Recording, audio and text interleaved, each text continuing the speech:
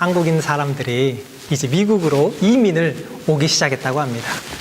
아마 1965년 그 당시에 미국에 사는 한인들의 수가 약 2만 5천 명 정도 됐다 그래요. 그런데 이게 퓨 리서치 센터에 따르니까요, 2017년도에 한국에서 미국으로 이민 온 사람들의 숫자가 얼마인지 제가 봤으니까 약 120만 명이 미국에 현재 거주를 하고 있다고 합니다. 지금도 많은 사람들이 미국이나 혹은 캐나다 다른 지역으로 이민을 위해 이민을 가려고 생각을 하고 있다 그래요. 그래서 한국청소년 정책연구원이라는 곳에서 설문을 작성을 했다고 합니다. 과연 얼마나 많은 사람들이 이민에 대해 관심이 있을까? 그래서 15살부터 39살 되는 청년들을 대상으로 이런 조사를 했다 그래요. 과연 당신은 이민에 대한 생각이 있습니까? 라는 이 설문 가운데 몇 퍼센트가 네 라고 대답을 했을까요? 3명 중 1명, 약 36.3% 되는 사람이 나는 미국이나 캐나다 혹은 다른 나라로 진지하게 이민을 고려하고 있습니다 라고 대답을 했다 그래요. 특별히 30대가 38.2%나 되는 사람들이 진지하게 저는 이민을 고려하고 있습니다. 왜 그들이 이민을 고려하고 있을까요? 첫 번째는 다른 것이 아니라 바로 행복이었습니다. 행복한 삶을 살기 위하여, 더 나은 삶을 살기 위하여 이민을 가고 싶습니다. 두 번째는 새로운 기회를 얻기 위해, 한국에서 얻지 못했던 기회를 다른 곳에서 한번 찾아보고 싶다, 도전해보고 싶다라는 이유가 약 18% 정도 되었습니다. 그 세 번째는 다른 것이 아니라 직업 때문에, 잡 기회를 더 많은 기회를 얻기 위해 미국이라는 것을 혹은 캐나다라는 것을, 다른 여러 동남아시아와 유럽 지역을 가보고 싶다라는 답들이 줄을 이었습니다. 이러저러한 이유로 많은 한국 사람들이 지금 꿈을 꾸고 이민을 계획하고 실제로 시행을 하고 있습니다.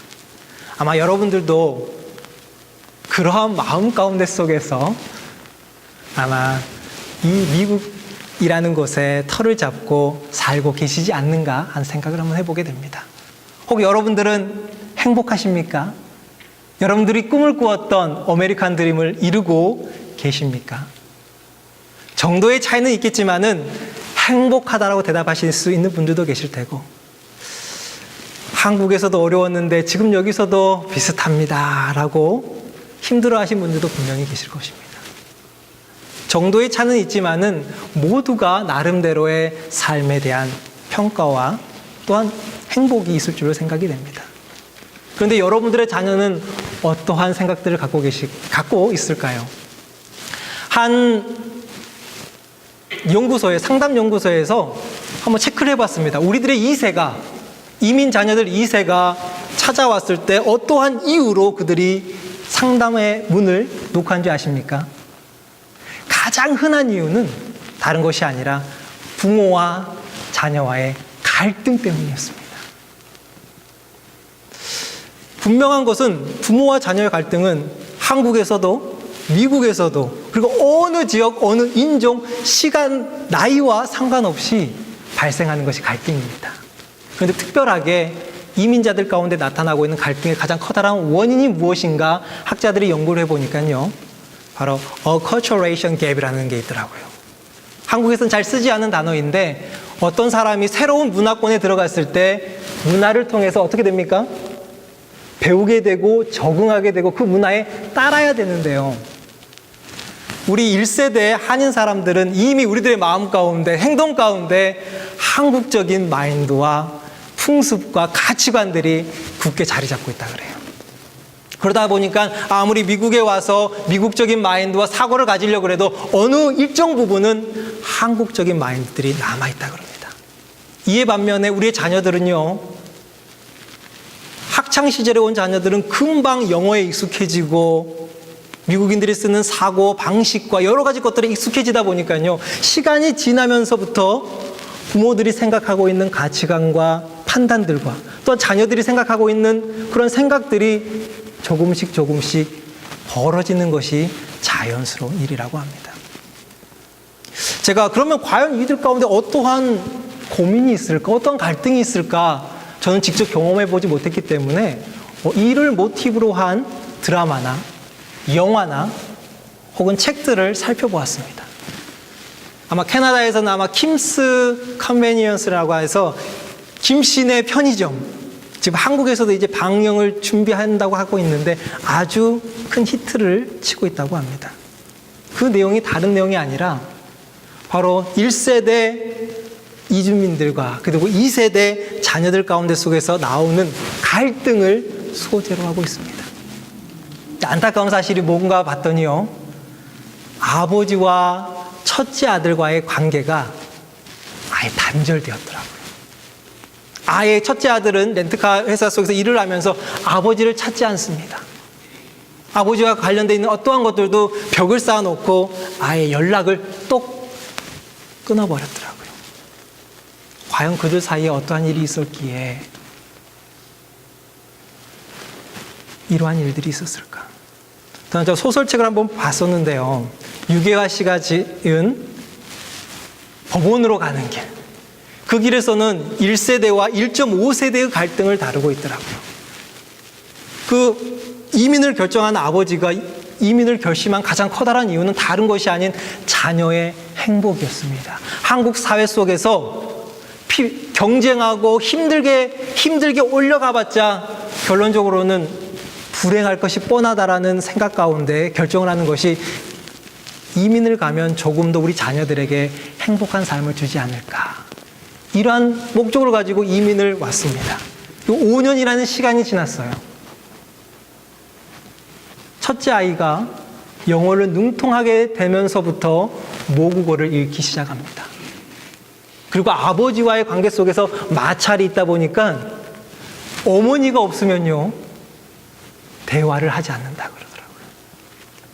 그러면서 아버지가 교통신호에 위반되어서부터 이제 약식재판소라는 곳에 가서 이제 재판을 받게 되었는데 이때 통역을 위하여 아들이 따라갑니다. 근데 제가 이것을 보면서 참 마음 아팠던 것이 무엇이었냐면 그 가는 길에 아들이 배가 좀 고팠나 봅니다. 그래서 빵과 커피를 먹고 싶었어요. 근데 이것을 아버지에게 말했을까요? 말하지 못했을까요? 말하지 못했다고 합니다. 왜냐 그러면 아직 17살 되는 아이였기 때문에 아버지의 핀잔이 두려웠다고 합니다. 학생이 무슨 커피야. 잔소리하고 조용하고 가자. 이런 말이 들려올까 봐 침묵으로 그 자리를 갔다고 합니다. 제가 이것을 읽으면서 과연 이들 사이 가운데 어떠한 일이 있었기에 아버지에게 이 작은 말 한마디조차도 꺼내지 못했을까? 혹 여기 앉아 계시는 분들 가운데 우리 자녀들은 다 컸기 때문에 이제 걱정 없습니다 라고 생각하시는 분들이 혹 계실 텐데요. 제가 이 주제에 대해서 고민하고 또 리서치를 하다 보니까요, 분명한 사실은 청소년기 때 가정 가운데 부모님과 자녀 사이 가운데 갈등이 제일 많더라고요.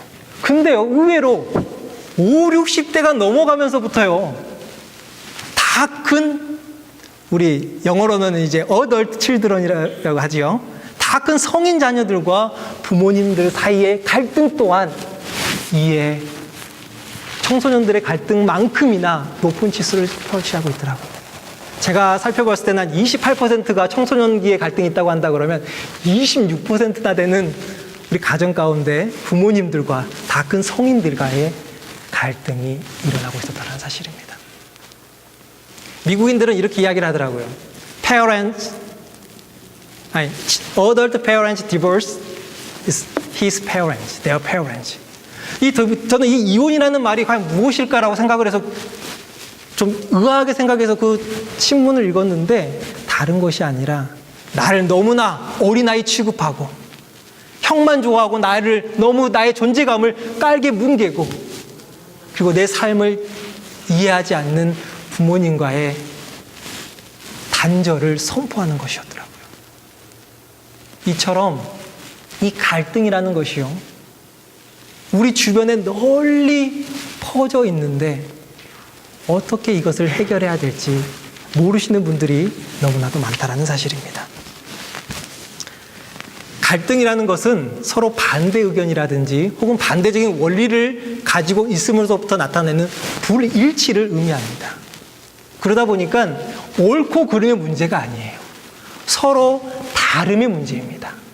부모님이 가지고 있는 생각과 우리 자녀들이 갖고 있는 생각이 서로 다르기 때문에 충돌되는 것이 바로 갈등이지, 우리 자녀들의 생각이 틀려서 혹은 부모님의 생각이 틀려서 나타나는 것이 결코 아니라는 사실입니다.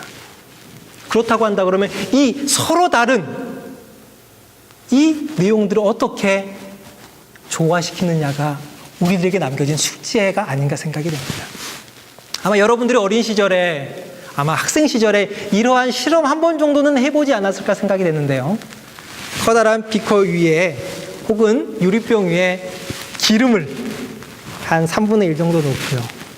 그리고 빨갛게 염색된 물을 넣어봤습니다. 어떻게 됩니까? 밀도의 차 때문에 빨간 물이 아래에 위치하고 그다음에 기름이 위에 위치합니다. 이것을 섞기 위하여 천천히 여러 번 반복적으로 흔들고 난 후에 딱 보면 어떻습니까? 시간이 지나면 그 층은 여전히 나누어져 있습니다. 아무리 강하게 그 유리병과 비켜를 흔들어도 그 층은 결코 변하지가 않습니다. 그런데요, 그곳에 유화제라는 물질을 딱 넣는 순간 층으로 나눠져 있었던 물과 기름은 어느 순간 하나가 되어버립니다. 이처럼 우리들은 부모와 자녀 가운데 발생되어지는 갈등을 그저 바라만 보는 것이 아니라 유화제처럼 우리들이 어떻게 하면 우리 사이에 이 벽을, 이 틈을 없앨 수 있을까 고민을 해야 한다는 것이지요.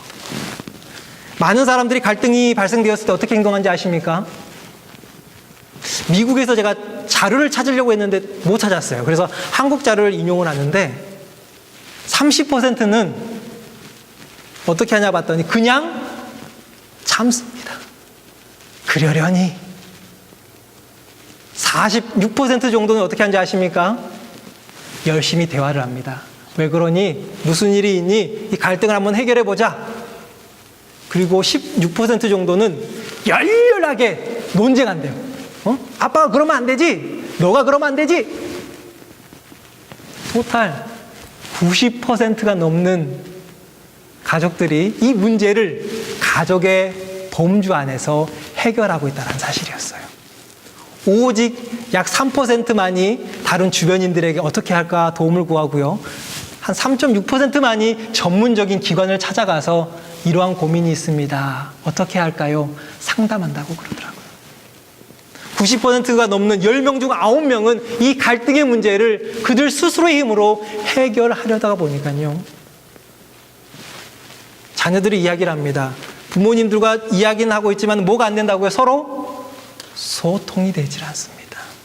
46%나 되는 가정들이 부모님과 자녀들 가운데 대화를 통해 이 문제를 풀려고 하지만은 그들 가운데 소통이 일어나지 않으면요. 갈등은 오히려 그대로 있습니다. 아니면 더 심해질 뿐이지요. 부모님은 누구보다도 자녀들을 사랑하는 존재 아니겠습니까? 그들을 위하여 이민을 계획했던 분들도 계시고요. 그들이 태어났을 때 얼마나 감격스러웠고 그들이 자라면서 그들이 보여줬던 모습들이 얼마나 눈에 선한지 모르겠습니다. 누구보다도 가장 사랑스럽고 고귀한 그런 자녀들이 여러분 사이 속에서 멀어지고 있다는 이것을 경험할 때 그 쓰라린 아픔은 얼마나 크고 허무하겠습니까? 오늘의 본문의 말씀은 잃어버린 아들이 돌아온다라는 우리들이 익히 잘 알고 있는 그러한 탕자의 비유라고 잘 알려져 있습니다. 부모와 자녀 사이 가운데 어떠한 갈등이 있었는지는 성경은 이야기하고 있지는 않습니다. 다만 축축해 보건대 둘째 아들이 아버지, 재산을 좀 주세요. 이 재산으로 살겠습니다. 라는 이 말과 다른 지역에서 살았다라는 말을 통해 먼저 자녀가 재산을 요구하고 떠났구나 라고 유추를 할 수 있습니다. 보통 재산을 나누는 것은 아버지가 혹은 부모님이 돌아가셨을 때 재산을 나누게 되지요. 혹 학자들은 이렇게 이야기를 합니다. 그 당시에 재산을 나누는 것은 크게 흠잡을 일이 아닙니다. 왜냐 그러면 창세기 25장 5절과 6절에서 아브라함이 이삭에게 재산을 주고요. 또한 배다른 자녀들에게도 재산을 주어 그 배다른 자녀들이 이주해서 살아가도록 했다라는 기록이 있기 때문에 혹 이 시대에도 이러한 것들이 전통이 되어서 아마 그때에도 재산을 나누어 주는 것이 큰 문제가 되지 않을 수도 있습니다. 그런데 이 자녀가 돌아왔을 때 아버지가 어떻게 한 줄 아십니까? 이 자녀에 대해서 죽었고 그리고 잃어버렸다라는 단어를 씁니다. 영어로는 dead and lost. 이것은 무엇을 의미하겠습니까? 그의 둘째 아들이 재산을 요구했다라는 것은 상당히 무례하고 또한 아버지와 자녀의 관계를 파탄시키는 것으로 이 아버지는 생각을 했다라는 사실입니다. 어찌 보면 아버지와 관계가 끊어져 버린 그 상황 속에서 이 둘째 아들은 흥청망청 아버지가 주신 유산을 사용하게 됩니다. 그리고 우리가 알다시피 이미 탕진해 버렸습니다. 그리고 더 이상 쓸 돈이 없고 하필이면 그 해에 가뭄으로 인하여 여러 가지 것들이 흉년이 지속되어지는 그 해에 이 아들은 살아남기 위하여 쥐엄나무 돼지를 키우는 일을 하고 쥐엄나무 열매를 먹고자 합니다. 쥐엄나무 열매가 생소해서 과연 무엇일까 찾아봤더니요, 너무 쓰다 그러더라고요. 그래서 일반 사람들은 먹지 아니하고 정말 배고플 때, 정말 허기질 때 먹는 열매라 그러더라고요. 근데 그 당시 얼마나 흉년이 졌는지 그 쥐엄나무도 주는 사람들이 없다고 그럽니다. 한마디로 이 둘째 아들의 상태가 아사 일부 직전까지 갔다라는 것을 의미하죠. 이때 떠오른 사람이 다름 아닌 부모님이었습니다. 아버지에게 가서 혹 부탁 한번 해볼까? 아버지라면 나를 종으로 써주시지 않을까? 라는 생각을 하게 됩니다. 저도 둘째 아들처럼 그러면 되겠다. 아버지가 부자니까. 왜 고민하고 있지? 아버지한테 가서 아버지 죄송합니다. 잘못했습니다. 라고 말하고 다시 살면 될 것 같은데 쉽지 않나 봅니다. 제 주변에 이와 딱 맞지는 않지만 비슷한 경험을 가진 사람을 알고 있습니다. 가정이 너무 형편이 어려워서 이제 대학을 올라가야 되는데 부모님이 서울에 올라가면 너무 경제적으로 힘들고 어려우니까 지방에도 좋은 대학이 있으니까 혹 이 지방 안에서 지방 내에 있는 좋은 대학을 가는 것이 어떠냐라는 걸 권유를 했는데 아버지, 남자가 뜻이 있으면 상경해야지요. 아버지와 다툼 끝에 서울에 있는 소재에 있는 대학을 입학을 했다고 합니다. 실제 살아보니까 너무 힘든다라는 거예요. 경제적으로. 이 아들이 고민하다가 어떻게 했냐면 아버지께서 주신 그 등록금을 다단계에 투자하게 됩니다. 그런데 투자하다 보니까 어떻게 됩니까? 처음에 물건을 사는 것부터 빚으로 시작을 하는데 팔면 쌓여야 되는데 돈이 붙지 아니하고 계속 빚만 늘어가게 된다는 것입니다. 이 아들이 어떻게 할까? 앞을 매진을 해도 남는 것은 빚밖에 없었고요. 주변 속에서는 같이 있던 친구들 가운데 속에서는 그러한 상황에서 이기지 못하고 자살을 해 뉴스에까지 나오는 그러한 경우들도 있었다고 합니다. 이 아들이 도저히 부모님에게는 말하기는 힘들고 어떻게 할까 고민하다가 허탈한 마음으로, 자포자기하는 마음으로 아버지에게 편지를 썼다 그래요. 죄송합니다, 아버지. 이러한저러한 이유로 인하여 빚을 지게 되었고 지금 이러한 상황입니다.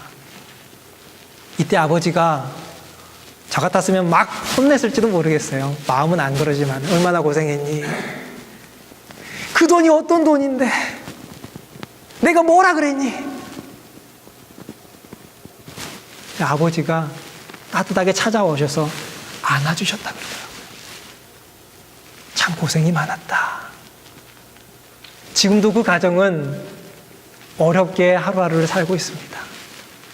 그런데 가끔 그의 소식을 전해 들어보면요, 그 사건 이후에 아버지와의 관계가 너무나도 좋아서 비록 삶은 힘들지만은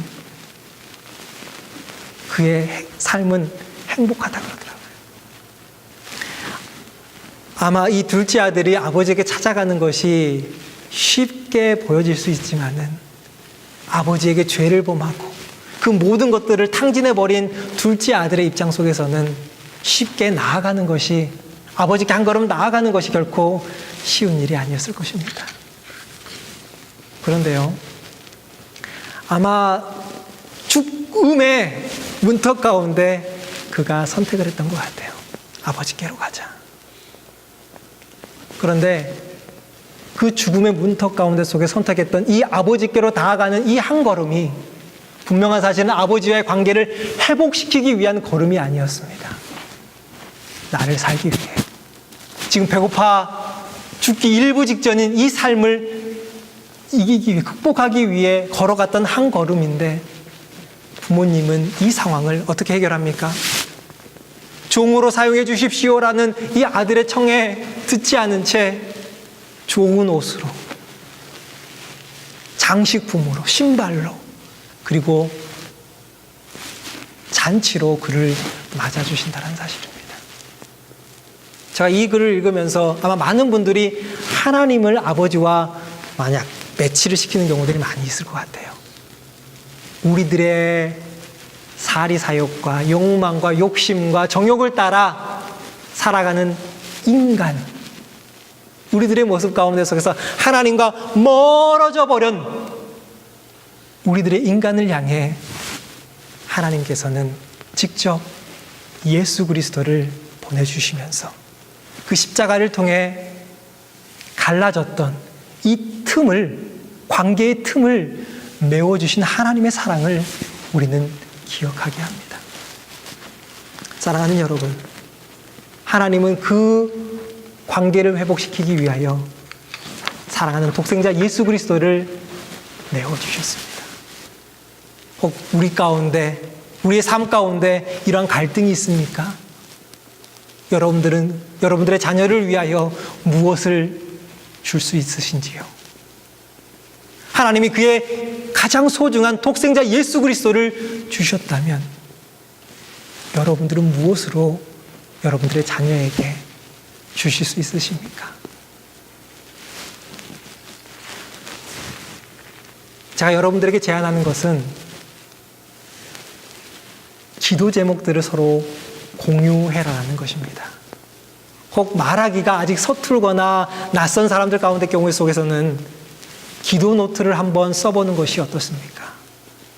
기도는요, 하나님과 나와의 은밀한 대화입니다. 하나님과의 나의 은밀한 대화라는 뭐냐면, 내가 가지고 있는 가식들, 나를 덮고 있는 많은 것들을 내어놓은 채 하나님에게 진솔하게 나아가는 방법입니다. 이 기도 제목들을 공유한다는 것은요, 다른 은밀한 것이 아니라 내가 가지고 있는 저 깊숙한 곳에 있는 어떠한 허물까지도 함께 내어놓는다는 말입니다. 이것들 자녀들이 봤을 때 어떠한 느낌인지 아실까요? 어떠한 생각이 들까요? 처음에는 우리 부모님이 왜 그러시지? 무슨 일이 있어서 이런 식으로 갑자기 하시나? 의아할지도 모릅니다.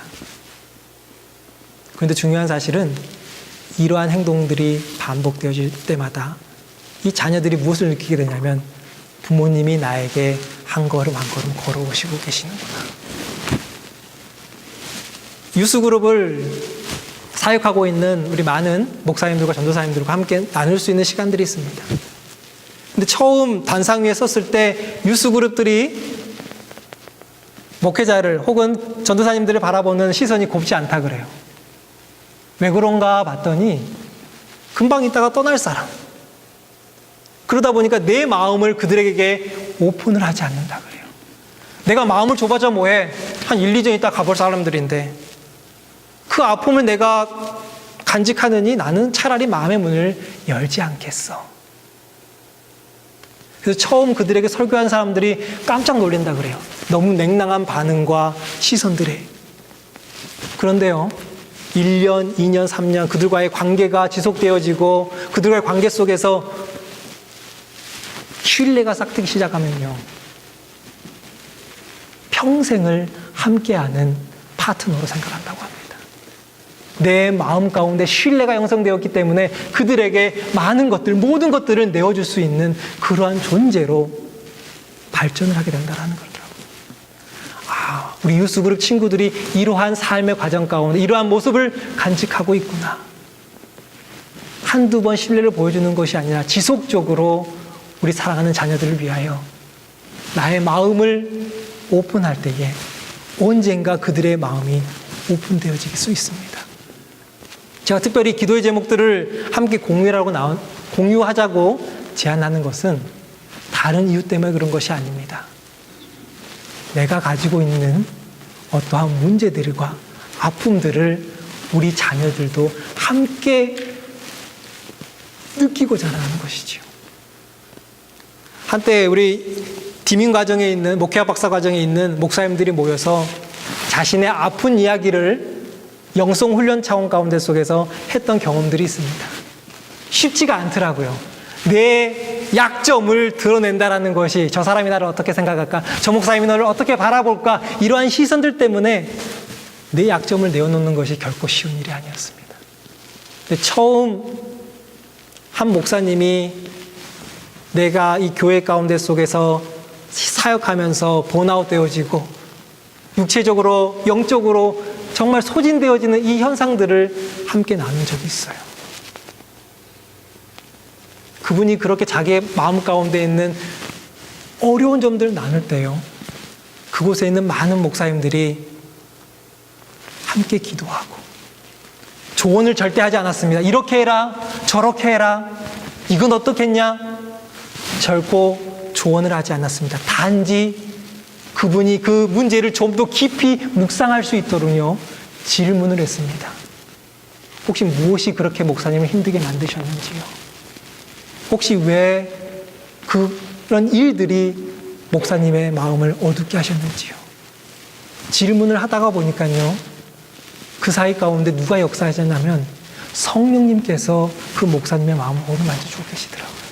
주변에 있는 사람들을 어루만지는 것이 아니라 성령님께서 그 목사님의 마음 가운데 찾아가셔서 위로하시고 그 목사님 스스로 내 문제가 무엇인지를 깨닫게 해주더라는 것입니다. 다른 사람의 조언이 아니라 자기 스스로 하나님의 인도하심으로 발견하게 해달라는 것이더라고요. 이러한 경험을 제가 해보고 나면서 우리 가정 가운데 해봤으면 참 좋겠다라는 생각을 해봤습니다. 사랑하는 우리 자녀들에게 비록 처음에는 말하기 힘들지만은 어느 순간 그들이 내 마음을 알아주고 또 나도 우리 자녀들의 삶을 이해하게 될 때에 비로소 소통이 시작되어지겠구나. 그 힘이 바로 저는 기도라고 생각이 납니다. 왜냐 그러면 우리들이 자녀들은요, 누구를 위해 제일 먼저 기도하는 줄 아십니까? 오늘 우리 찬양팀이랑 제가 기도 제목을 나눴는데 부모님들은 누구의 기도를 제일 먼저 할까요? 자녀들입니다. 그리고 자녀들은 누구를 위한 기도를 할까요? 부모님들이더라고요. 서로를 생각하고 있고 서로를 바라보고 있는 것이 너무나도 극진한데 현실 속에서는 갈등이 존재한다는 거예요. 여러분